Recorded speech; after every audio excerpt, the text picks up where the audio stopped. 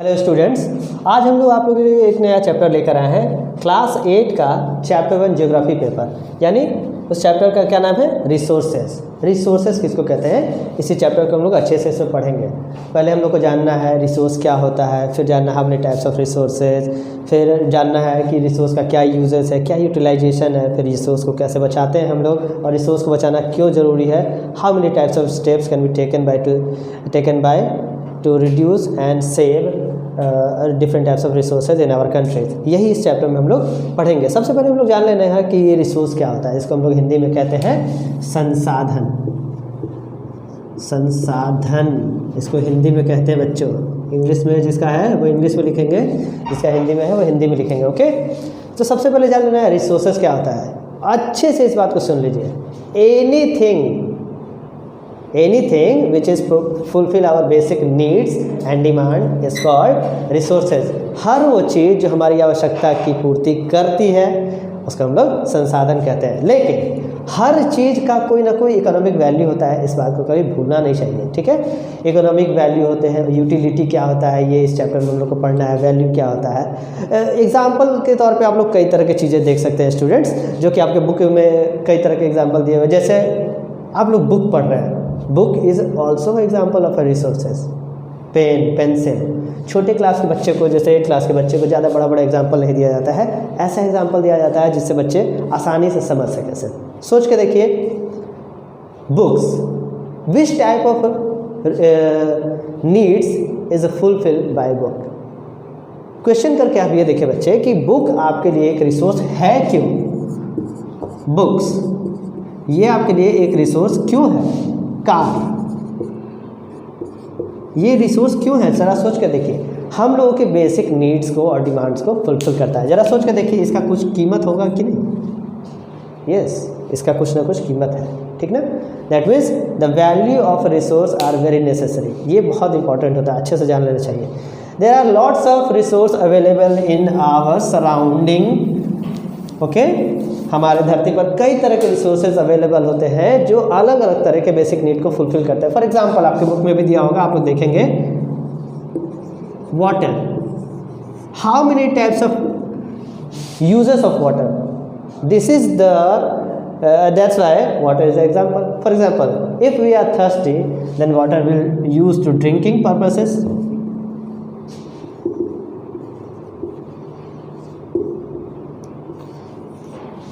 अगर हम लोग को प्यास लगा तो हम लोग पानी पीने के लिए यूज़ करते हैं। ठीक है, washing clothes, drinking, bathing, cooking, कई तरह के रिसोर्स, कई तरह की चीज़ों में इसको यूज़ हम लोग करते हैं। Okay, trees are also example of a resources. Trees are also a very important example of a resources because papers are made by trees. Wood, paper जो हम लोग यूज़ करते हैं, जिससे बुक और कॉपी बनते हैं, वो हम लोग किस चीज़ से बनाते हैं, पेड़ से। ओके, तो ये रिसोर्सेज था बाबू। इसके बाद हम लोग पढ़ेंगे how many types of resources. Resources कितने तरह के होते हैं, बहुत तरह के होते हैं, लेकिन आपके बुक में सिर्फ 3 तरह के पढ़ने हैं। ठीक है, how many types of resources. अगर कोई ऐसे बोले तो रिसोर्स का क्लासिफिकेशन लोग ऐसे करेंगे। ठीक है, अच्छे से याद रखेंगे बच्चों। सबसे पहला क्या है, नेचुरल रिसोर्स है।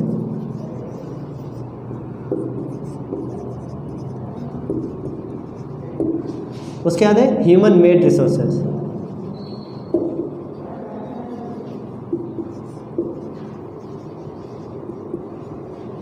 उसके बाद है ह्यूमन रिसोर्सेज।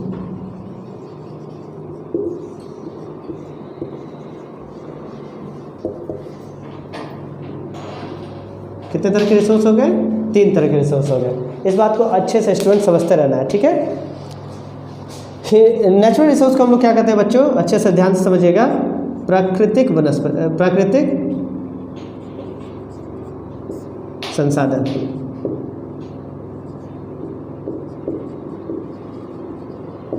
प्राकृतिक संसाधन इसको हिंदी में कहते हैं बच्चों। ह्यूमन मेड रिसोर्स को कहते हैं मानव निर्मित संसाधन। मानव निर्मित संसाधन। इसके परिभाषा के हम लोग देखें बच्चों, ह्यूमन रिसोर्स मतलब मानव संसाधन।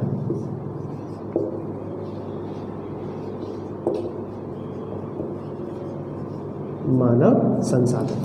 ठीक है बच्चों, हम लोग इसके अंदर हर वो चीज़ को समझेंगे जो हम लोग यूज़ करते हैं, जिससे हमारे बेसिक नीड को फुलफिल होता है, जिससे हम लोग का बेसिक नीड फुलफिल होता है। ठीक है, नेचुरल रिसोर्स, ह्यूमन रिसोर्स और ह्यूमन मेड रिसोर्स और human resource.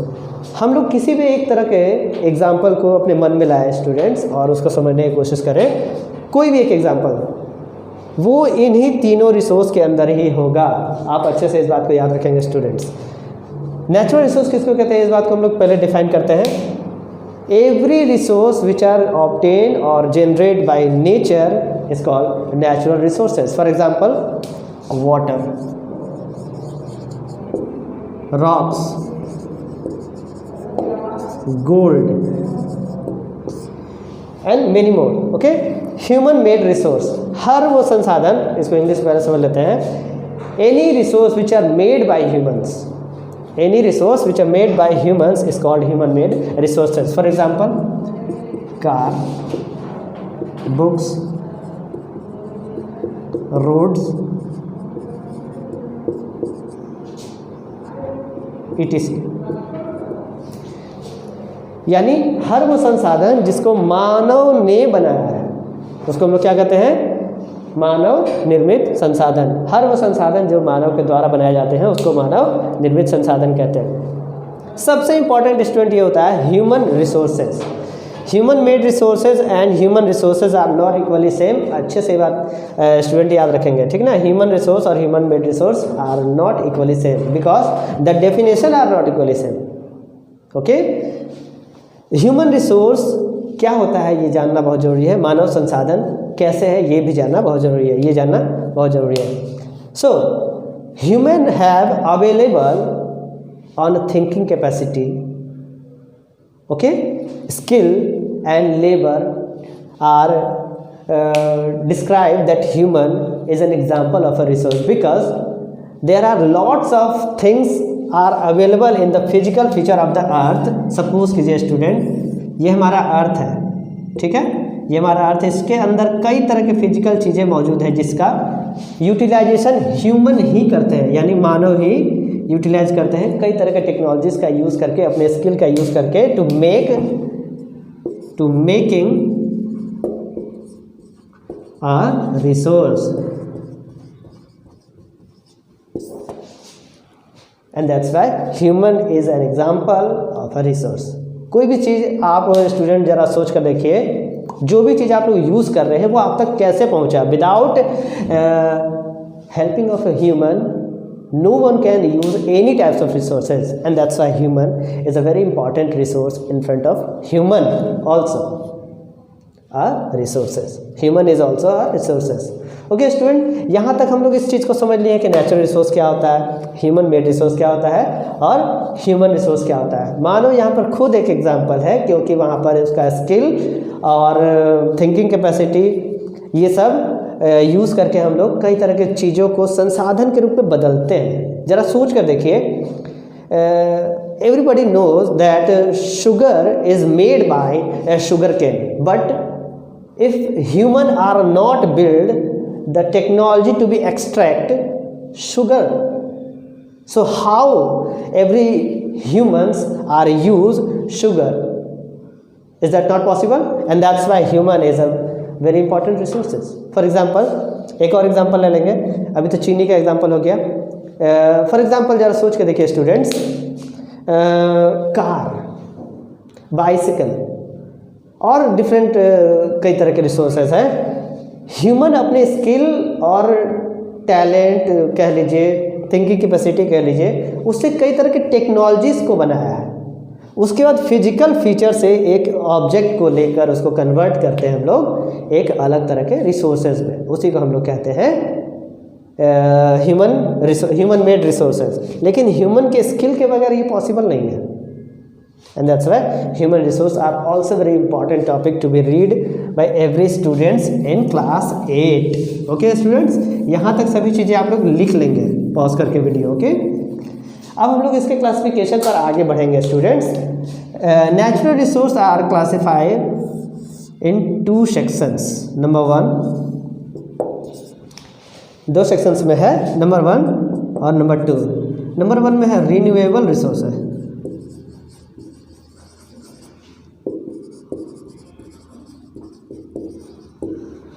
Non renewable resource.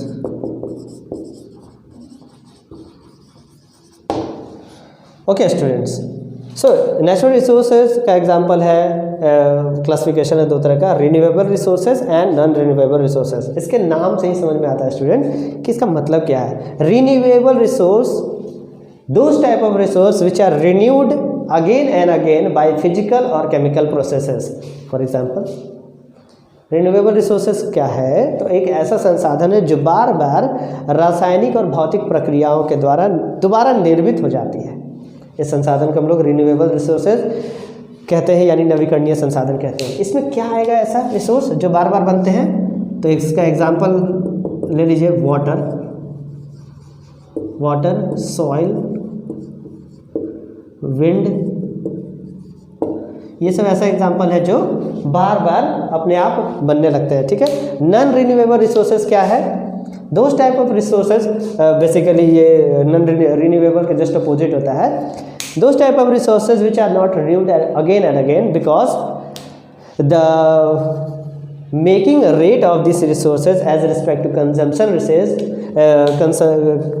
Consumption rate, these resources are very much amount to take to their formation, and that's why non-renewable resources also called exhaustible resources. Okay, इस तरह का resource क्या है, ये एक ऐसा resource का एग्जांपल है जो बार बार आसानी से नहीं बन पाता है। It takes thousands of year to their formation.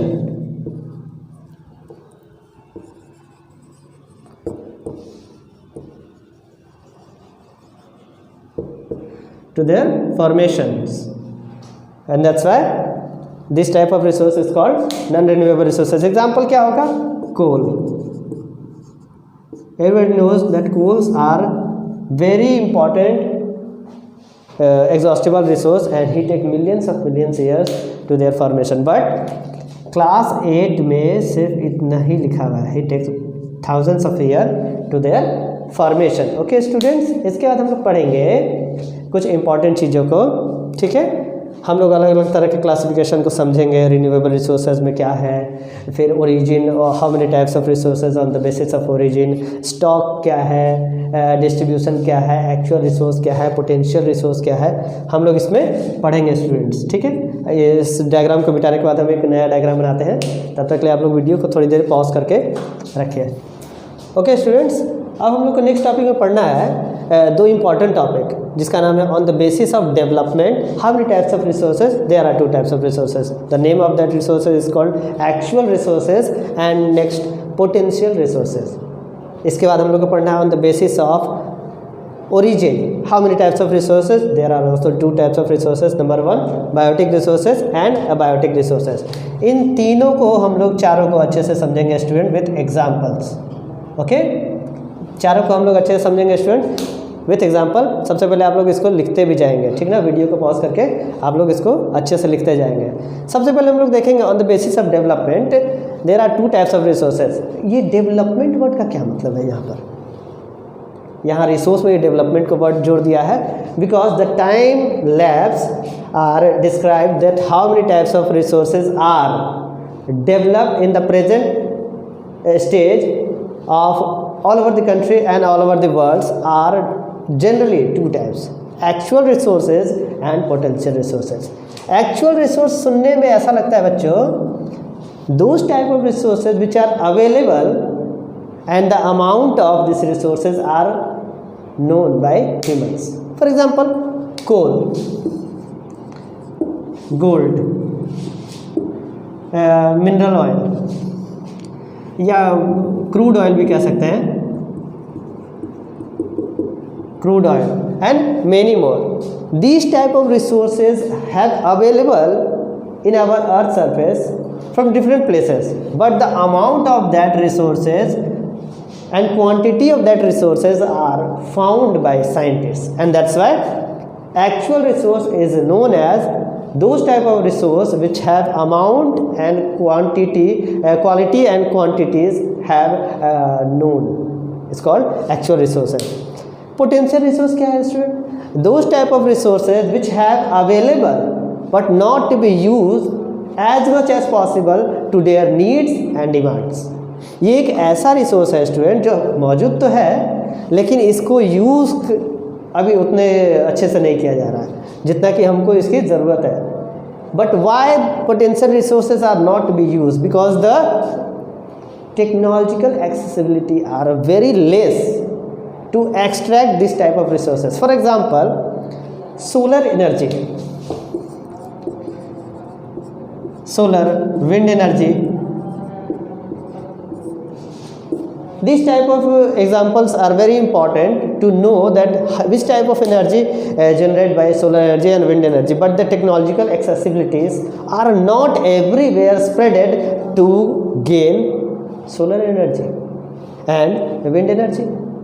And that's why potential resource is called those type of resource which are not to be used in the present time but maybe future times. This type of resources are useful for human for future time because the technological accessibility are very less. Okay student, next topic पे इसके बाद हम चलेंगे on the basis of origin. How many types of resources? There are 2 types of resources. अब यहाँ ये सोचना what is on the basis of origin. यानी सोच के देखिए स्टूडेंट, कोई भी एक संसाधन जिसका हम लोग यूज़ करते हैं, कोई भी एक संसाधन जिसका हम लोग यूज़ करते हैं वो बना है या तो ज़िंदा होगा या तो मरा हुआ होगा. ठीक है, इसी को हम लोग कहते हैं बायोटिक रिसोर्स और abiotic resource. Those type of resource which have life is called biotic resource. Biotic resource क्या है? Those type of resources which have available which have life is called biotic resource. For example human, fish, animal,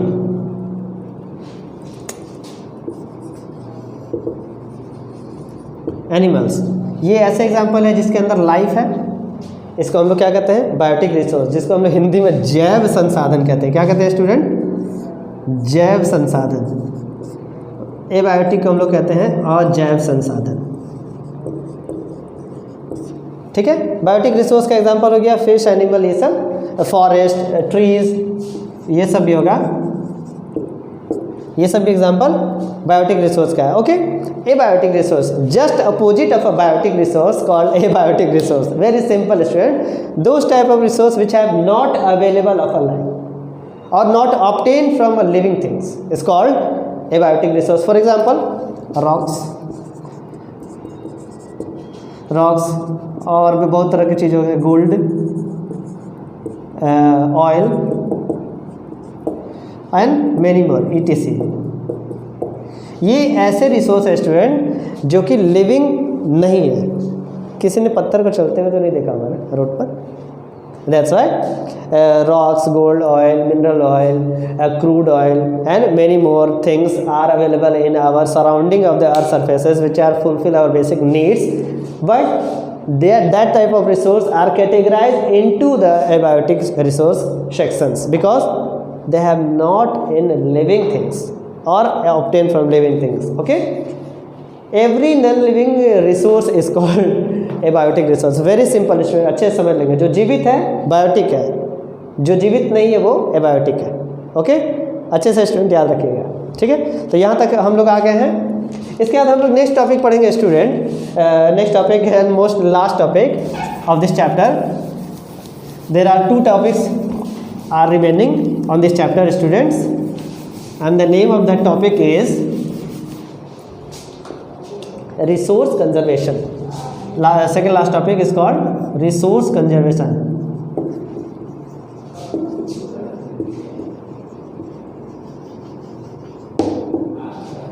Resource conservation ये है सबसे second last topic of this chapter students. सबसे पहले जान लेना है what is resource conservation, what is the need of resource conservation of different resources. So अच्छे से स्टूडेंट इसको हम लोग समझेंगे एकदम ध्यान से. रिसोर्स कंजर्वेशन किसको कहते हैं? Those type of steps can be taken by humans to reduce and save the different types of resources is called resource conservation. एक ऐसा काम जिससे हम लोग किसी भी तरह के संसाधनों को बचाते हैं, वो हम लोग इसमें पढ़ेंगे। How many types of steps can be taken by humans to save and reduce the rate of consumption of different types of resources in our earth surface. हम लोग ऐसा कौन कौन सा काम करें जिससे हम लोग कई तरह के संसाधनों को बचा सकें। For example water, there are lots of examples available to reduce the volume of water on the earth surfaces, but how many types of steps can be taken by humans to save water? That's why water resource conservation are very important. Students अच्छे समझ लीजिए, resource conservation ज़रूरी क्यों है, सबसे पहले ये जानना जरूरी है। Because the amount of resources are limited on the earth surfaces, because the resource amount on the earth surfaces are very limited, but the human population rate continuously increasing day by day, and that's why the demand of a resource are also very increasing day by day. That's why resource conservation are very very important things which is used by human to reduce the volume of our resource conservation consumption of earth surfaces. I hope you will get my information very correctly. Okay, हमको अच्छे से उम्मीद है कि आप लोग इस बात को समझ गए होंगे। Why resource conservation are very important. Okay students, because the volume of resource are limited and different types of resource amount is a limited, and that's why resource conservation is a very important. Okay students, so next topic हम लोग पढ़ेंगे sustainable development, जो कि इसके अंदर ही एक तरह से समझिए तो आएगा ऐसे resource sustainable development.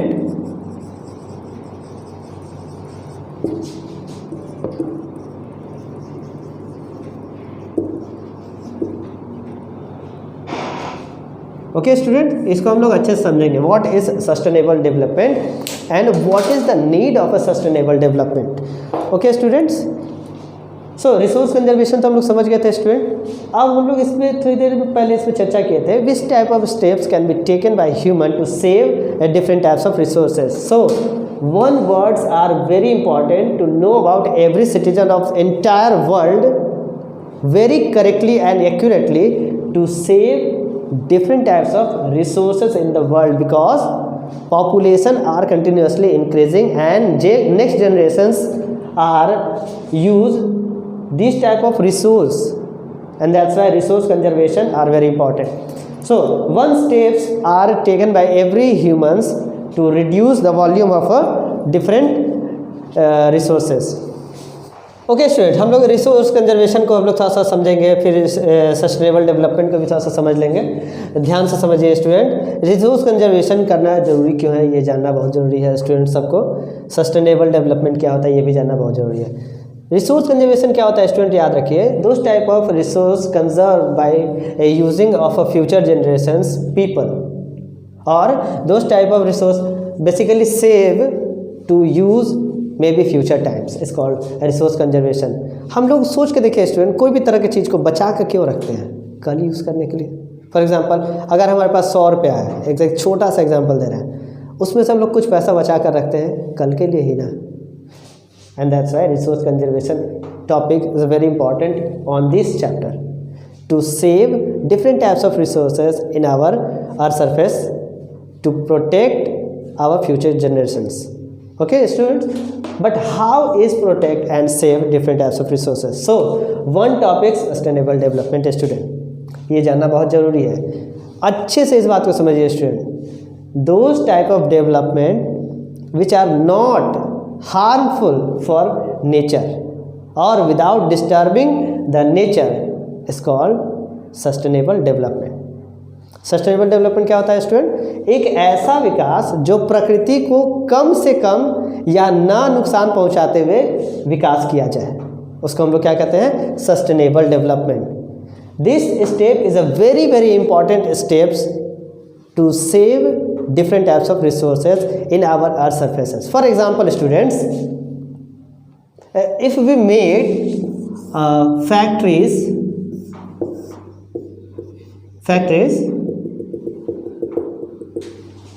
there is lots of volumes of water using of these factories. So which type of water source are used by people on these factories? Obviously you know that groundwater,